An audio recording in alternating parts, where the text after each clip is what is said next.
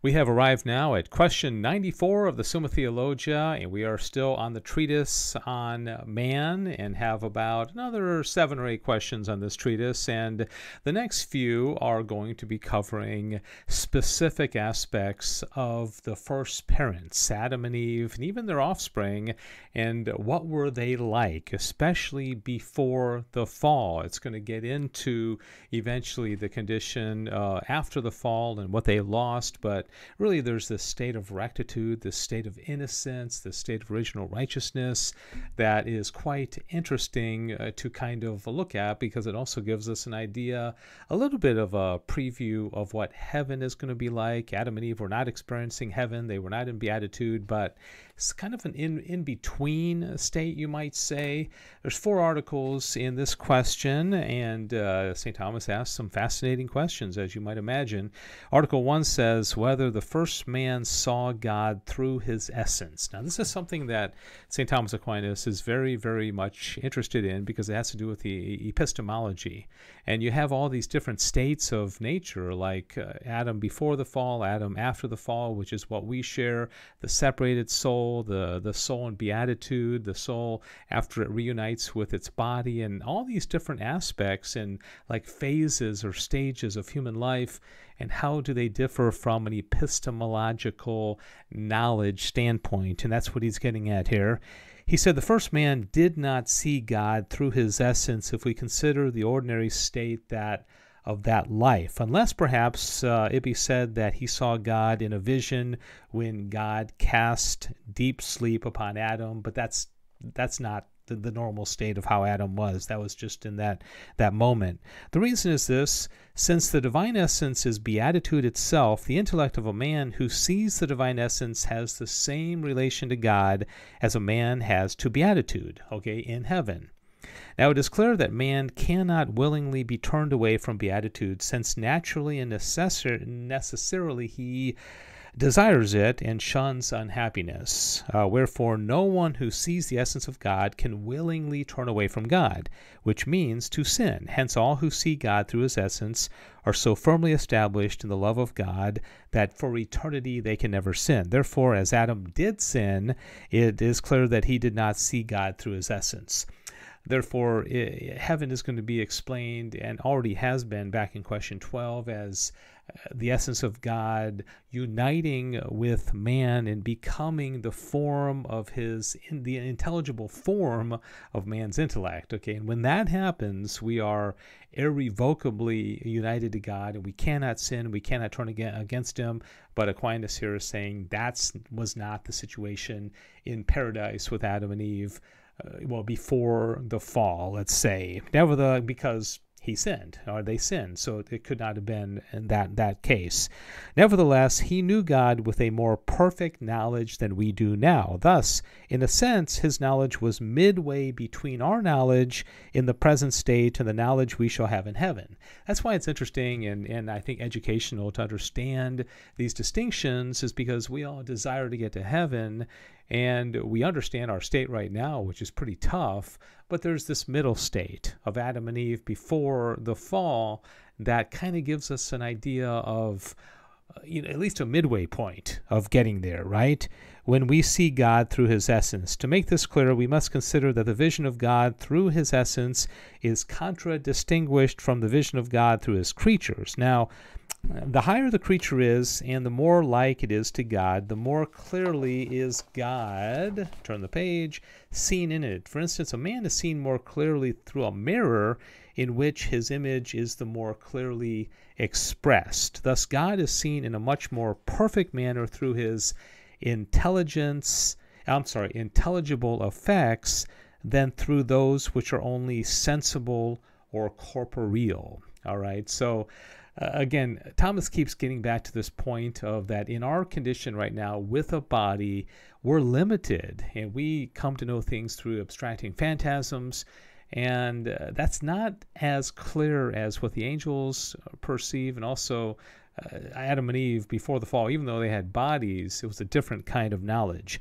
But in his present state, man is impeded as regards the full and clear consideration of intelligible creatures because he is distracted by and occupied with sensible things. There's almost a little bit of a Platonic type of vibe there where Thomas, of course, would never say the body is bad, the body is necessary, but kind of the senses limit us in a way.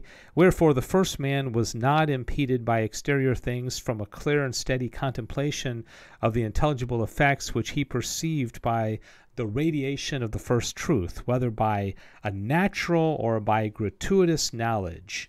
So he had a greater outpouring of grace before the fall. Okay, all that was lost with sin, but before that, Adam and Eve were in that state of original justice, original rectitude, right? Augustine says, perhaps God used to speak to the first man as he speaks to the angels by shedding on his mind a ray of the unchangeable truth. So Augustine is getting at that maybe there was some infusion going on with the original man, that he didn't have to come to know everything through his senses. Article 2, whether Adam in the state of innocence saw the angels through their essence. So again, he's checking out, he's trying to discover all these different epistemological, situations, and what did he know, what did he see, how clear was his mind. The state of the human soul may be distinguished in two ways. First, from a diversity of mode in its natural existence, and in this point, the state of the separated soul, remember that, is distinguished from the state of the soul joined to the body. We already had a whole question about this. Secondly, the state of the soul is distinguished in relation to integrity and corruption, the state of natural existence remaining the same, and thus the state of innocence is distinct from the state of man after sin. This is important. For man's soul in the state of innocence was adapted to perfectly govern the body. Wherefore the first man is said to have been made a living soul, and that is a soul giving life to the body, namely animal life. But he was endowed with integrity as to this life, in that the body was entirely subject to the soul, hindering it in no way, as we have said above. Interestingly, at the very, very end of the Summa, he's going to talk about the state of the resurrected body in heaven. And a lot of these same characteristics, and even more so, are going to be present in the state of the body in heaven. Now, in virtue of this mode of understanding, there are 3 degrees of movement in the soul. The first is by the soul passing from exterior things to concentrate its power on itself. The second is by the soul ascending so as to be associated with the united superior powers, namely the angels. The third is when the soul is led on further to the supreme good, and that is God. Now, that is contemplation of God. That's heaven, and that's something that we really can't experience here below to the degree that we can experience in heaven. In virtue of the first movement of the soul from exterior things to itself, the soul's knowledge is perfected.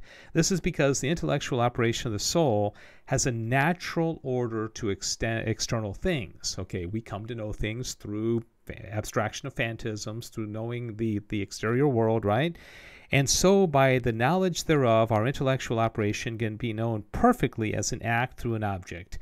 We know our operation of our mind by the way that it operates. Okay, so when I see this pen and I come to know the pen through my senses working with my intellect, I become aware of the processes of my intellect. But in the second movement, we do not find perfect knowledge, because since the angel does not understand by turning to phantasms, but by a far more excellent process, the above-mentioned mode of knowledge by which the soul knows itself is not sufficient to lead it to the knowledge of an angel. All right, we can't know incorporeal things while we have a body, at least down here below. In heaven, it'll be different, right?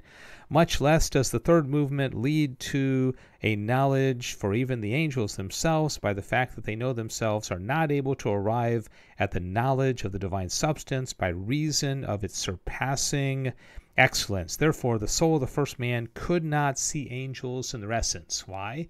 Because he still had a body, soul integrity, and he came to know things primarily through his senses. Nevertheless, he had a more excellent mode of knowledge regarding the angels than we possess, because his knowledge of intelligible things within him was more certain and fixed than our knowledge. Okay, so the more you read the Summa, the more you realize that in our current state, our ability to know things is pretty limited. Whether the first man knew all things. God created things not only for their own existence, but also that they might be the principles of other things. So creatures were produced in their perfect state to be principles as regard others. Now, I wonder if I can summarize this one, what he's going to say, that, when Adam and Eve were created, there were no other creatures that could teach offspring. And so Thomas is going to say here that God infused Adam and Eve with all of the natural knowledge of things that they could come to know discursively, like we know things and learn things, but they knew it all at the same time. Why? Because they had to pass it along to the next generation, and you can't pass along what you don't have, right? And let me just jump in here. The first man was endowed with such a knowledge of these supernatural truths as was necessary for the direction of human life in that state.